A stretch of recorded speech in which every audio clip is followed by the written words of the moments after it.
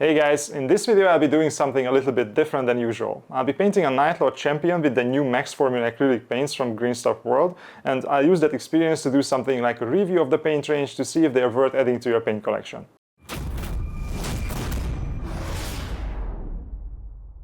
I found myself using a lot of products from Green Stuff World lately, including their awesome gold and silver series brushes and also their varnishes that you have probably seen in a lot of my videos. I bought all of these products myself and I have been using them because I simply like them. So when they reached out and asked if I wanted to test the newest version of their acrylic paint range, I was quite excited. And they didn't ask for a dedicated video or a review, they just wanted me to see if I want to use some of the paints in my projects. And I'll do that too, but I have been planning to try a paint range review for some time now, and this was the perfect excuse to finally do it, so here we go. Full disclosure, Green Stuff World has sent me the paints for free, but they have no influence on what I say about them, so you will be hearing my genuine opinion based on my own experience with the paints. And if you're interested in the full detailed guide about the Night Lord paint scheme I'll be showing here, you can find the PDF guides and the timeless videos on my Patreon, the link will be in the description. Patreon is the best way to help support the channel, there are a ton of guides and videos on there and I add more every week, so check it out. Alright, let's see if these paints are any good, and before jumping into painting with them, let's look at what we get when we purchase one of these boxes. The one I received is the Mega Paint Starter Set, which contains 48 paint bottles. 28 normal paints, 8 ink washes, 8 true metallic paints, a thinning medium, a technical paint and 2 varnishes. But the overall range is larger than this is just a decent sized starter set. A very important consideration is that the paints come in dropper bottles, which is absolutely superior to the terrible pot Citadel uses, which we all hate and for good reason. These ones are comparable to other dropper bottles like the AK Interactive or Vallejo ones. I still prefer the style of bottle Chimera and Iconic paints come in, but these are also very good and convenient to use. In this video I will be focusing mostly on the standard acrylic colors and the ink washes. The varnishes I have been using in basically every project I did this year, so I can definitely vouch for those. But I don't really use true metallics these days, so I don't feel qualified to talk about them. And the thing is that I already had some Green Stuff World paints before I got sent this box. I purchased like 2 dozen of them in my local game store a couple of years ago, but after I tried them they didn't really make it into my regular paint rotation for one main reason. And that's because I found their consistency to be too liquid for my liking, and I found them hard to control even though I really like their colors. But these new paints are supposedly different from the old ones, even though this is not really advertised too much on the boxes. If you check the back of the bottles of the new ones, you can see that it says Maxx Formula on the label, whereas the old ones don't have anything like that. So let's see how they perform in action and how I like them now with way more experience under my belt. I went for a very colorful scheme on this Night Lord because I've already done a more standard dark scheme before on the channel, and because I felt like these paints will really shine if I lean into their super colorful nature. The first order of business was to base coat the blue armor panels, which is a perfect opportunity to test out how well these paints cover over a black primer and to get familiar with the consistency of the paint and how well it handles with the brush. Putting it on the wet palette, it's immediately obvious that these are way more liquid than what I'm used to. If I put something like AK Interactive in the middle and a heavy body acrylic on one side, then these Green Stuff World paints occupy the exact opposite end of the spectrum. They are very liquid, close to the consistency of how I would thin my paints for layering. They look almost like slightly thicker inks. They are also extremely smooth and obviously very highly pigmented and have quite unique and strong hues, but the consistency was a bit concerning when I started using them.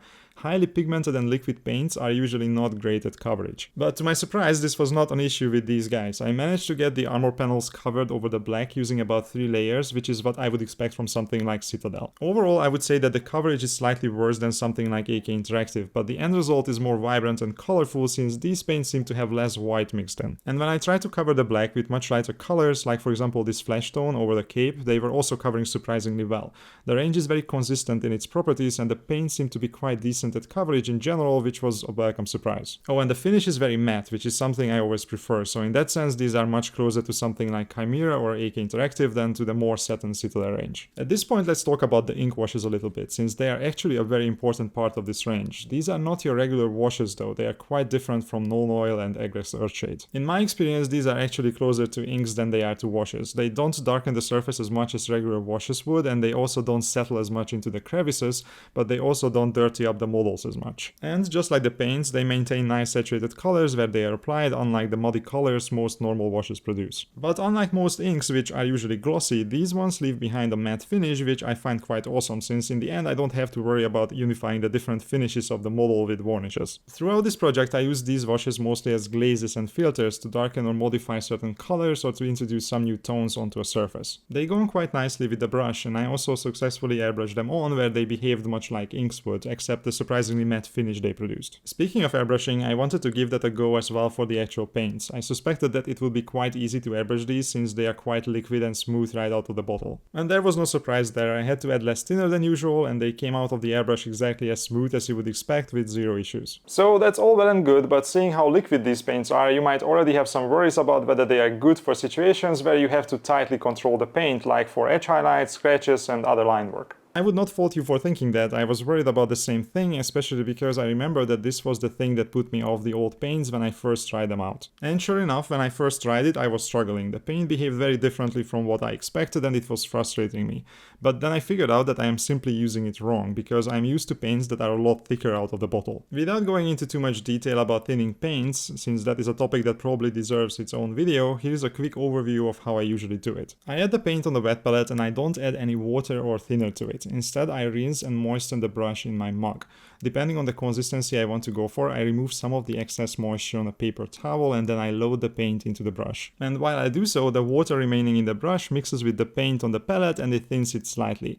If you paint as much as I do, with this method you can quite consistently get the right consistency. The problem is that this is an additive process. It assumes that the paint on a wet palette is thicker than it needs to be and it requires additional water to thin it down to the right consistency. But the Greenstuff World paints are already thin enough that they don't need thinning for most tasks. In their base consistency, they are already thin enough for base coating, so for precise work which requires thicker paints, they are simply too liquid. And if I introduce more water into them every time I load my brush, I am just making it harder and harder for myself to use them and control the paint. So I changed my workflow slightly to accommodate their default consistency. When base coating, I simply removed almost all the water from the brush and used the paints directly from the wet palette in their natural state, with only a little liquid seeping into them from the surface of the paper. For thinner layers or glazing, I can still use my usual method of adding water with the brush while loading it up, just less than I'm used to. But for precise line work, I actually needed to reduce the moisture in the paint. For slightly thicker paint, I simply went out of my way to wipe off all the water in my brush on the paper towel before I loaded it up with paint. And when I really needed thin and precise lines, I also removed some of the moisture from the paint itself when it was already loaded into the brush by touching the sides slightly to the paper towel. So instead of adding moisture, I subtracted it every time I loaded the brush, and this way I could get the same consistencies I was used to from other paints.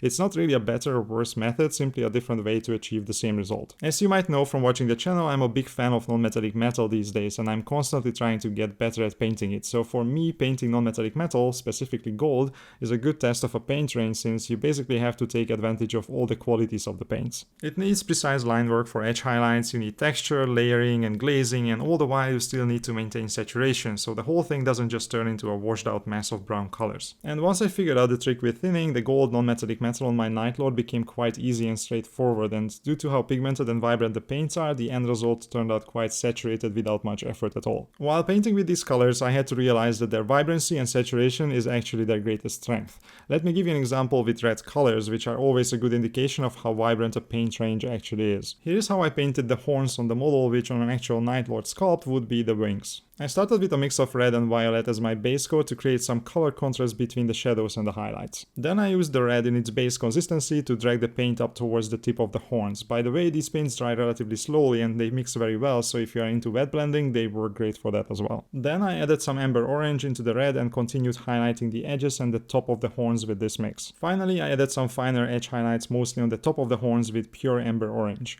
This is a pretty standard way of painting red, from a dark violet or purple base to a red midtone and orange highlights. But look at how vibrant it turned out to be. This is possibly the most vibrant red I have ever achieved, and I doubt I could do better even with something fancy like Chimera colors. Alright, let's summarize then what I've learned while using these Greenstuff World paints. Do I like them? Do I recommend them? And if yes, to whom? So let me start by saying that yes, I do like them a lot. I was a bit skeptical of their consistency at first, but once I got used to that, I really appreciated the smoothness, the matte finish, and especially the extreme vibrancy. Lately I've been somewhat obsessed with painting with more colors, so these paints fit right into that direction, and honestly I think these are on par with much more expensive and harder to get paints like Chimera, for example, when it comes to the colors you can achieve with them. I immediately found several favorite tones as well, which I foresee becoming some of my go-to paints for certain tasks, which for me is always a sign of a good paint range. So yes, yes, I do absolutely recommend them, but with a couple of caveats. These paints are quite unique in how they work due to their liquid consistency, which requires some changes in your habits if you're an experienced painter.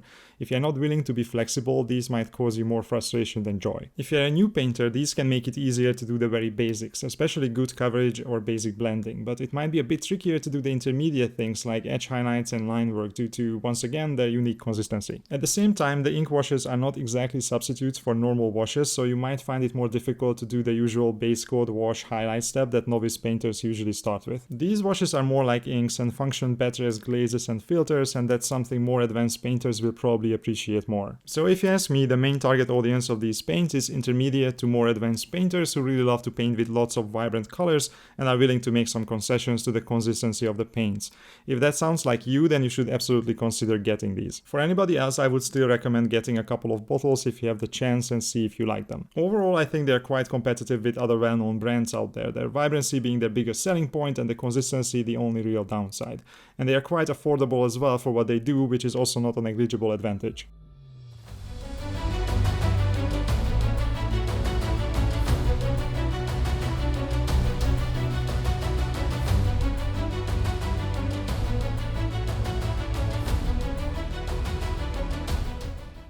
Thanks again for Green Stuff World for sending me the paints. I really enjoyed painting with them, and I will definitely include quite a few of them in my paint rotation for future projects. I hope you guys enjoyed this video and maybe got some information to help you decide whether to buy these paints. If you did find it useful, please consider giving it a like so the almighty algorithm shows it to other people as well. And let me know if you're interested in me doing similar paint reviews in the future. I have quite a few ranges already sitting on my shelf, so shoot me a comment if you're interested in any specific one. As usual, before I sign off, I wanted to thank my Patreon members for their continued support. They are the ones that make this channel possible. Without them, I wouldn't be able to dedicate the time necessary to keep the channel going.